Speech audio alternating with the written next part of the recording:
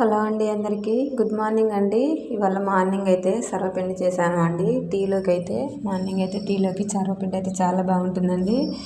ఇక వేరే టిఫిన్ చేసుకోకుండా పర్వాలేదండి, సర్వపిండి పెట్టుకొని టీ తాగుతుంటే చాలా బాగుంటుంది. వర్షం పడుతుందని అయితే చేశాను. సర్వపిండి అయితే ఎప్పుడు చేసుకుంటాము మేము ఒకే విధంగా చేసుకుంటే బోర్ కొడుతుంది కదా, అందుకని బోర్ కొట్టకుండా అయితే ఇలా రకరకాలుగా అయితే చేసుకుంటాము. ఒకసారి అయితే కారం వేసి చేసుకుంటాము, ఇప్పుడైతే పచ్చిమిర్చి వేసుకొని అయితే చేసుకున్నాను. పచ్చిమిర్చి వేసుకుంటే కూడా టేస్ట్ చాలా బాగుంటుంది ఇంకా కారం కన్నా.